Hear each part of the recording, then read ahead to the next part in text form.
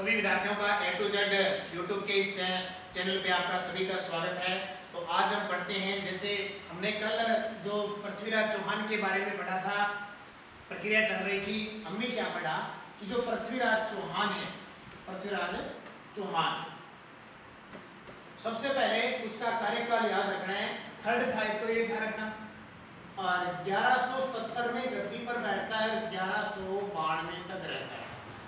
पिछले वीडियो की थोड़ी सी रिपीट बता देता हूँ। हमने पढ़ा था पृथ्वीराज चौहान ने जब वो गद्दी पर बैठा 1177 में, पिता सोमेश्वर, माता कर्पूरी देवी संरक्षिका थी।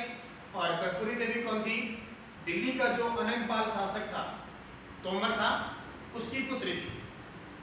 पृथ्वीराज चौहान ने क्या किया था? सबसे पहले 1177 में गद्दी पर बैठने के बाद उसने बंडानक जाति का और अपना चचेरा भाई था नागार्जुन, उसके विद्रोह को दबाया था। फिर इसने महोबा का युद्ध लड़ा 1182 में, ये पढ़ा। परमर्दी देव और उसके दो सेनापति थे आला और उद्दल, उनको हराया, वो मारे भी गए थे। फिर हमने पढ़ा कि शौकिता को कैसे लेके जाता है और जयचंद को वो हरा देता है। ये चीजें हमने पढ़ी थी। अब बात आती है सब क्षेत्रों में जीत गया कौन? पृथ्वीराज चौहान। और पृथ्वीराज चौहान के पास दो उपाधि थी। कौन कौन सी? एक तो थी दल पुंगल, कौन सी? दल पुंगल। और दूसरी उपाधि थी आपकी विश्व विजेता, विश्व विजेता। दो उपाधि इसके पास थी। अब बात आती है, इसने सब क्षेत्र में जीत लिया, लेकिन इधर से एक आ गया मुस्लिम शासक, तुर्की शासक आ गया, मोहम्मद गोरी। कौन आ गया? मोहम्मद गोरी आ गया। क्योंकि इससे पहले आपको पता होना चाहिए मोहम्मद गजनवी आया। देखो क्रम कैसे आया था इनका। पहले आया था मोहम्मद बिन कासिम, मोहम्मद बिन कासिम आया। फिर आया मोहम्मद गजनवी,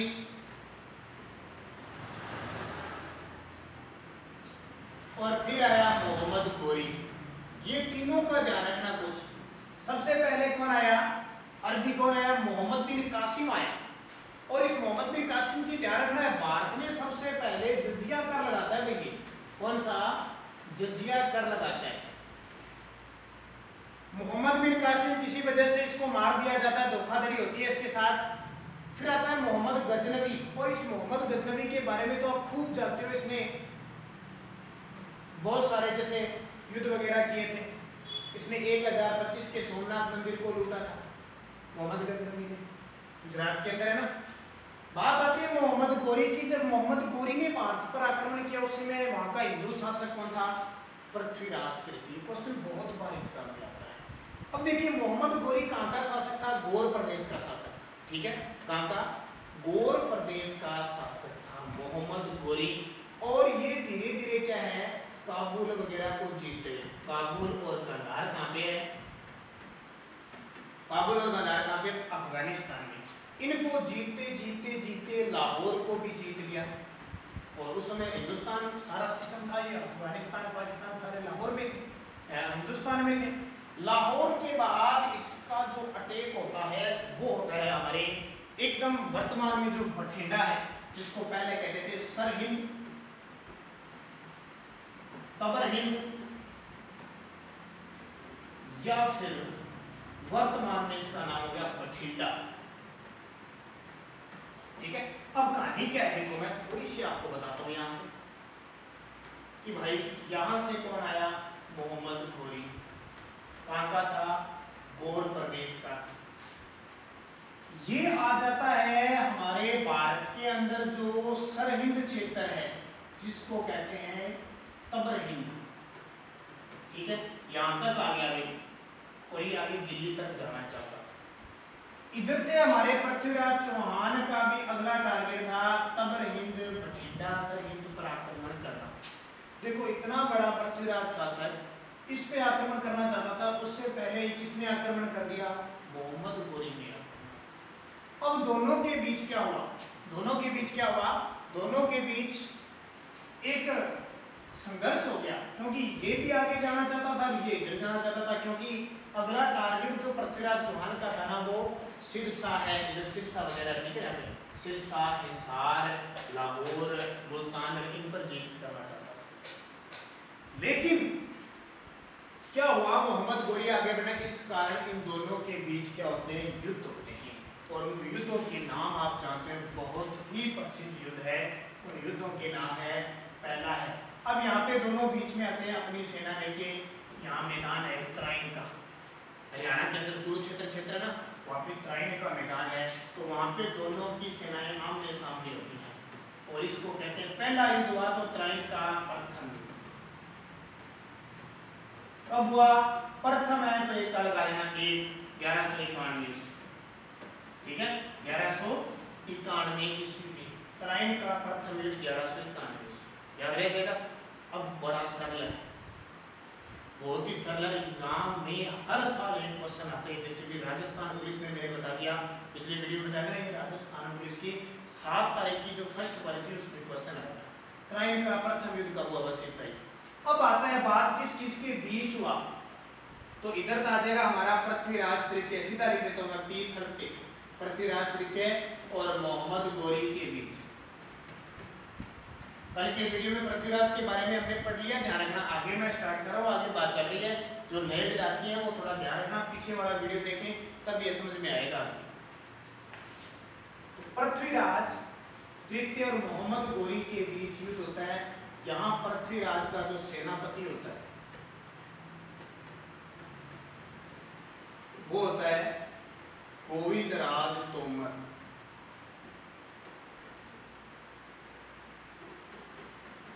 अब आप कहोगे सर ये गोविंदराज कौन है, एक था पृथ्वीराज तृतीय का पुत्र, वो नहीं है, ये तोमर है। ये दिल्ली का गवर्नर था, दिल्ली गवर्नर, क्योंकि दिल्ली का गवर्नर, दिल्ली किसके अंडर में थी, पृथ्वीराज के, और वहां का इसने क्या कर रखा था, गवर्नर नियुक्त कर रखा था, किसे, गोविंदराज तोमर।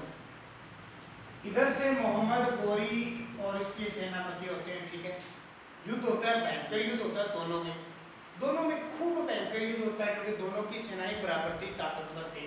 इसी बीच क्या होता है, मोहम्मद गोरी जो पृथ्वीराज तोमर होता है वो एक बर्छा फेंकता है, तीर कह सकते हैं, तीर से मोहम्मद गोरी घायल हो जाता है।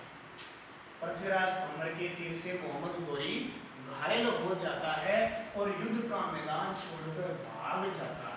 क्या कर जाता है, भाग जाता है। आपने देखा होगा, आपने कुत्ते को देखा होगा, कुत्ता देखा है, एक कुत्ता उसके पीछे 3-4 कुत्ते लग जाते हैं, कुछ देर तो इसके साथ वो लड़ते हैं, कुछ देर तो ये कुत्ता सामना करते हैं, लेकिन उसको पता लगे पार पड़ा कोने रतन खास। ये कुत्ता यहाँ से 9-2-11 होता है, इतना 9-2-11 होता है, पीछे नहीं देखता। आपने सीन देखा होगा कई बार, कुत्ता पीछे देखता नहीं भी, क्या कहानी है, आगे जाके जहाँ ठिकाना होता है ना वहां जाके रुकता है।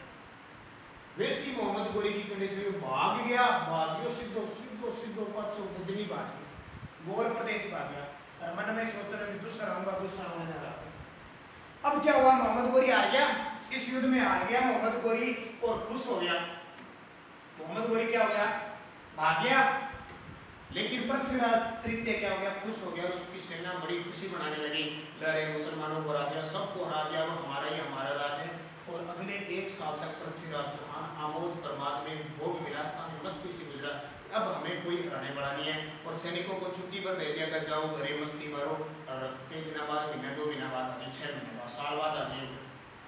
ये तो मस्ती करने लग गया। मोहम्मद गोरी ने पूरी तीव्र आक्रोशता दिखाई और बदला लेने की ठान ली और पूरी सेना को तैयार किया।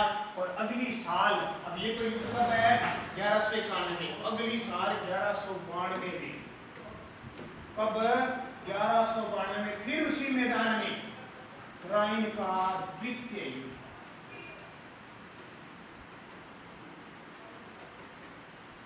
तराइन का क्या हुआ, द्वितीय युद्ध, कब, 1192 ईस्वी। ये आपके लिए हो, यहां से हमारा इतिहास बदल जाता है।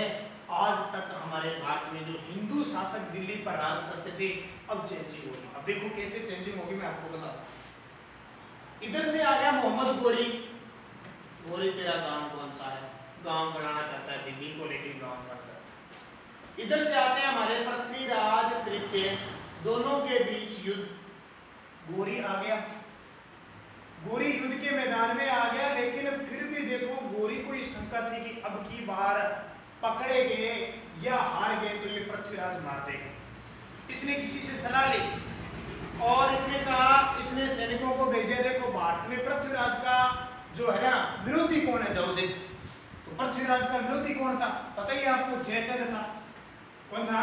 जयचंद। इसने कहा एक जयचंद नाम का गढ़वाल वंश का शासक है, गढ़वाल वंश था, एक गढ़वाल वंश का शासक है और वो इसको मारना चाहता है।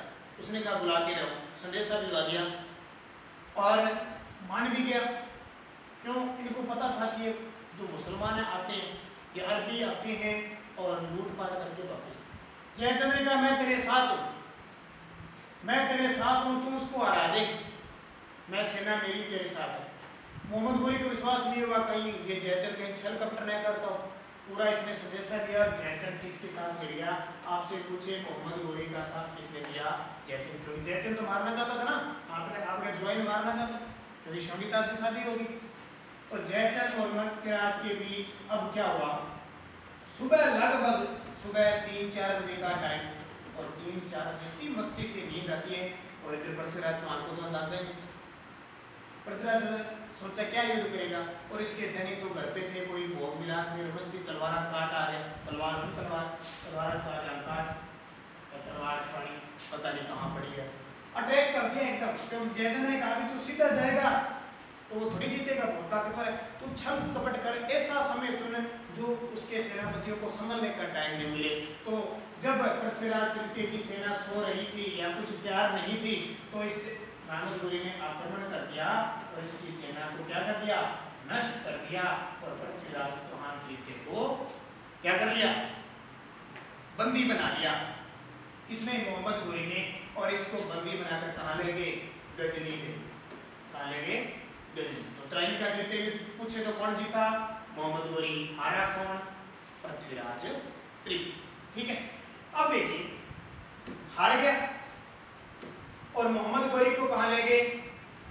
मोहम्मद गोरी पृथ्वीराज को कहाँ ले गया? गजनी प्रदेश। पृथ्वीराज चौहान का एक दरबारी कवि था, ये भी कांस्टेबल में क्वेश्चन आया हुआ। पृथ्वीराज चौहान का दरबारी कवि कौन था? अभी क्वेश्चन आया था, चंद्रबरदाई। कौन था? चंद्रबरदाई पृथ्वीराज चौहान का दरबारी कवि क्वेश्चन आता है। और हिंदी महाकाव्य का प्रथम कवि माना जाता है किसको? चंद्रबरदाई को। इसकी जो रचना है, इसका जो ग्रंथ एग्जाम में पूछा जाता है, पृथ्वीराज चंद्रबरदाई का जो ग्रंथ है वो कौन सा है? पृथ्वीराज रस। पृथ्वीराज रस इसका ग्रंथ है। चंद्रबरदाई इसका दरबारी कवि था। अपने देखो, और मित्र भी था, कवि प्लस मित्र, क्योंकि क्वेश्चन आजकल ध्यान इस प्रकार के। चंद्रबरदाई ध्यान, इसका जन्म लाहौर में हुआ था 1148 में, और ये पृथ्वीराज रासो पूरी की थी। इसका पुत्र था जलहण, उसने पूरी की थी। ध्यान, किसने? जलहण ने पूरी की थी। अब क्या देखो, चंद्रबरदाई ने कहा कि मैं मेरे मित्र का बदला तो लूंगा, क्योंकि ये इसने जाके कैद खाने में डाल दिया, अंधा करवा दिया था पृथ्वीराज तृतीय को, अंधा करवा दिया, कैद खाने में डाल दिया। उस समय क्या है, कोई रमजान का महीना चल रहा था और मनोरंजन कार्य हो रहे थे वहां पे गौर प्रदेश में। चंद्रबरदाई ने सोचा खूब मौका है, जाके अपने जो मित्र है उसको छुड़ा के लाते हैं। तो कहते हैं गोरी, ये चंद्रबरदाई मोहम्मद गोरी को जाके कहता है कि मेरा एक मित्र है, और वो शब्द भेदी बाण में बहुत, क्योंकि मनोरंजन वाले खेल हो रहे थे। शब्द भेदी बाण का मतलब होता है जहां से आवाज आई वहां सीधा निशाना लगाता है। तो उसने कहा लिया तेरा कौन सा है? था कौन? पृथ्वीराज। लेके आ गया। अब देखो सुल्तान होता है, मोहम्मद गोरी सुल्तान था, ऊपर बैठा था यहाँ पे, सुल्तान जी यहाँ बैठे थे, बाकी जनता नीचे बैठी थी, पृथ्वीराज यहाँ बैठे थे मान लो, और पास में कौन था? चंद्रबरदाई। चंद्रबरदाई ने कहा पृथ्वीराज मेरे मित्र, बड़ा मौका है इससे बदला लेने का, ठीक है, कि तेरे को क्या करना है, जहां से आवाज, क्योंकि जब सुल्तान बैठा किसी की आवाज नहीं आती, सुल्तान की आवाज आई थी, जहां सुल्तान बैठा ना उसके तीर लगाना। अब पृथ्वीराज तो अंधा था, कैसे बताएगा? उसने एक शब्द कही, 4 बांस 24 गज अंगुल अष्ट प्रमाण। 4 बांस यानी पूरा अंदाजा बताया, 4 बांस 24 अंगुल अष्ट प्रधान, ता बैठे सुल्तान मत चुके चौहान। ये बात कहते सीधी जहां से बात आई सीधा इसका निशाना रहा और सीधा जाके किसके लग गया, पृथ्वीराज वो मोहम्मद गोरी के लग गया और मोहम्मद गोरी की मृत्यु हो गई। कहते हैं ये चंद्रबरदाई और पृथ्वीराज अपने एक दूसरे के चाकू चूड़ा उनकी दोनों आत्महत्या कर लेते। इस प्रकार गजनी के अंदर पृथ्वीराज चौहान की छत्री बनी, छत्री बनी है। आपसे पूछे पृथ्वीराज राष्ट्र के अनुसार पृथ्वीराज की मृत्यु कहाँ हुई, गजनी में, और सीधा नॉर्मल पूछे सीधा क्वेश्चन आ जाए पृथ्वीराज चौहान की जो मृत्यु है वो कहाँ हुई, अजमेर में हुई, क्योंकि अजमेर का रहने वाला था, वहीं पे इसकी मृत्यु। ठीक है, कुछ इतिहासकार इसको सिरसा भी बताते हैं, एक पुस्तक है तबकाते नासिरी, उसमें इसकी मृत्यु कहाँ बताई जाती है, सिरसा के अंदर भी बताई जाती है। कहते हैं कि मोहम्मद गोरी सिरसा ले गया था और वहां इसकी हत्या। तो ये आपकी कहानी सारी क्या हुई, इस युद्ध के बाद पृथ्वीराज चौहान मारा गया, गोरी, हालांकि ये बात सत्य नहीं है कि गोरी मारा गया था, क्योंकि गोरी वास्तविक रूप से 1192 में नहीं मारा गया था, 1194 में इसने चंदावर का युद्ध लड़ा था और फिर ये कुतुबुद्दीन ऐबक को शासक संभालता है। अब क्या हुआ कि इसकी मृत्यु हो गई। अब कुछ बातें और ध्यान रखना, इसकी पृथ्वीराज चौहान की मृत्यु होने के बाद क्या हुआ कि गोरी ने अजमेर किसको सौंप दिया, कुतुबुद्दीन ऐबक को, कुतुबुद्दीन ऐबक को सौंप दिया। अब ये गुलाम था किसका, मोहम्मद गोरी का गुलाम था। अब देखो एक गुलाम कैसा, बड़ा ही गुलाम नहीं, छोटा गुलाम को, जैसे मान लो उसको खाना खिला दिया, पैर दबा दिए, लोटो पानी में जला दिया, ऐसा काम करना था, सिर्फ पैर दबाता था। ये गुलाम इतना वफादार था, इसको तोहफे में देखो क्या मिला, मोहम्मद गोरी ने पूरा हिंदुस्तान दे दिया, क्या तू जा संभाल। अरे इस कुतुबुद्दीन ऐबक को हिंदुस्तान, देखो कितना बड़ा तोहफा इस गुलाम के लिए। अब एक छोटा सा गुलाम पैर दबाने वाला इतना बड़ा हिंदुस्तान दे दिया जाता है, थोड़ी संभलेगा। इसने क्या किया, अजमेर का जो शासन है, अजमेर का शासन दे दिया पृथ्वीराज चौहान के पुत्र गोविंदराज तृतीय को दे दिया, तू संभालता क्या, तुम बांटते नहीं कि तू संभाल। और ये खुद कहाँ चला गया, दिल्ली चला गया। पता है ना आपको, दिल्ली में गुलाम वंश की स्थापना करता है कुतुबुद्दीन ऐबक और खुद 1206 से 1210 तक राज करता है, 1206 से 1210 तक। तो कुतुबुद्दीन ऐबक कहानी तो इंडियन हिस्ट्री में चलेगी, दिल्ली सल्तनत पढ़ते हैं ना 1206 से लेकर और 1526 तक, वो कहानी आ गई। यहाँ हम बात कर रहे हैं राजस्थान के संदर्भ में। तो गोरी क्या करता है, कुतुबुद्दीन ऐबक को सौंप के चला जाता है। अजमेर पर किसको सौंपता है, गोविंदराज चौहान को, तोमर नहीं चौहान है। अब बात हम कुछ पृथ्वीराज चौहान की करें तो इसके समय में 1192 ईस्वी में, इसके समय मोहम्मद गोरी जब दोबारा आता है ना गोरी, तो अपने साथ एक संत को लेके आता है जिसका नाम होता है ख्वाजा मोइनुद्दीन चिश्ती। ख्वाजा मोइनुद्दीन चिश्ती। इसको एक तो ध्यान रखना, जो भी विद्यार्थी वीडियो देखते हैं लाइक किया करो, वीडियो को लाइक जरूर किया करो। और लाइक वैसे भी मत कर देना, एक आपने कॉमेडी देखी होगी वो बार बार कहता है लाइक ठोको, वो अपने लैपटॉप को ही तोड़ देता है। आराम से लाइक करना, ठीक है, बटन दबाया हुआ है, ताकि हमें ये पता लग जाए कि हमारे द्वारा जो वीडियो दी जा रही है वो आप सभी को अच्छी लगे। ठीक है, एक सपोर्ट होती है, ऊर्जा का काम करता है लाइक, ध्यान रखना। कमेंट डाला करो कि आपको वीडियो कैसा लगा, कोई क्वेश्चन पूछना हो तो भी कमेंट डाला करो। ठीक है, तो ख्वाजा मोइनुद्दीन चिश्ती है, नाम सुना, ख्वाजा मोइनुद्दीन चिश्ती किसके साथ भारत आया, गोरी के साथ। कब आया, 1192 ईस्वी में। तीन बातें ध्यान रखना, उस समय भारत पर राज किसका था, पृथ्वीराज तृतीय का। किसका था, पृथ्वीराज तृतीय का, याद रह जाएगा। अब ये चिश्ती क्या करता है, क्यों प्रसिद्ध है, पृथ्वीराज का मैंने नाम क्यों लिया, क्योंकि ये चिश्ती साहब है, भारत के अंदर चिश्ती संप्रदाय की स्थापना करते हैं, चिश्ती संप्रदाय। ठीक है, चिश्ती संप्रदाय की बात करते हैं। और ये अपनी कर्म भूमि बनाते हैं, कर्म भूमि अजमेर को बनाते हैं। अभी राजस्थान पुलिस में क्वेश्चन आ गया, सीधा सीधा ही, कोई मतलब नहीं, इस क्वेश्चन का इतना आसान क्वेश्चन दे दिया, ख्वाजा मोइनुद्दीन चिश्ती की दरगाह कहाँ पे है अजमेर। अब क्वेश्चन तो देखो कितने बन रहे हैं। चिश्ती सिलसिला चलाया, गरीब नवाज के नाम से प्रसिद्ध है, ये आते हैं ना गरीब नवाज। चिश्ती संप्रदाय, कर्म भूमि अजमेर, मृत्यु भी। अब देखो इनकी मृत्यु अजमेर में हुई थी, इसलिए इस अजमेर को कहते हैं भारत का मक्का मदीना। भारत का मक्का कहते हैं, मक्का मदीना दोनों होंगे वैसे तो, क्योंकि जो मोहम्मद पैगंबर साहब थे ना, उनका जन्म जो हुआ था वो मक्का में हुआ था, सऊदी अरब में है। और मदीना क्या है, उनकी मृत्यु हुई थी। जन्म हुआ था 570 ईस्वी में मक्का में, और मृत्यु हुई थी 622 में मदीना के अंदर, दोनों ही सऊदी अरब में है। और आप कभी भी देखना, जो अपने मुस्लिम भाई हैं वो हमेशा नमाज पढ़ते हैं पश्चिम दिशा में मुंह करके पढ़ते। क्यों? क्योंकि हमारा जो ये भारत है ना, उस भारत के पश्चिम में है सऊदी अरब। सिर्फ वही कारण है कि वो हमेशा पश्चिम में मुख करके पढ़ते हैं। किसकी तरफ? मक्का मदीना की तरफ मुख करके पढ़ते हैं। ध्यान, तो ये एक कुछ लॉजिक चीजें होती है, क्यों पढ़ते हैं हम, वहां तक गहराई तक जाते नहीं है, इस कारण पढ़ते हैं। ध्यान रखना। तो अजमेर को कर्म भूमि बनाई ख्वाजा मोइनुद्दीन चिश्ती। अब एक बात याद रखना, कई बार एग्जाम में आता है कि हर साल इनकी दरगाह पर बहुत बड़ा उर्स लगता है। भारत का सबसे बड़ा उर्स का मतलब क्या होता है? जैसे हमारे मेले लगते हैं ना, गुरुद्वारों के अंदर कोई पाठ वगैरह किया जाता है, सुखमनी पाठ किया जाता है, वैसे ही उर्स लगता है बड़ा सारा। अब की बार 2020 में कौन सा उर्स लगा? 2020 में कौन सा उर्स लगा? पेपर में आता ही आता है, 808वां उर्स लगा। अब आप सर याद कैसे करें 800? ऑप्शन क्या है? 806, 807, 808, 809। आपको एक चीज याद है, एक प्रिय चीज होती है 786 होती है। ये ध्यान रखना, 1998 में 786 में उर्स बनाया गया था। ठीक है ना, बहुत प्रसिद्ध। आपने मुस्लिम भाइयों की गाड़ी पे या कहीं घर पे या कहीं भी 786 लिखा होता है। अलग अलग मान्यता है इनकी। देखो 1998 में, अब कई भाइयों का तो 1998 में जन्म है, किसी ने 10वीं पास की थी, किसी ने 5वीं पास की थी, कईयों का जन्म ही नहीं हुआ जो 2000 के बाद के। ठीक है, तो ये ध्यान रखना, 786वां उर्स बनाया गया 1998 में। इसके बाद जोड़ते जाना। अब की बार कौन सा बनाया गया?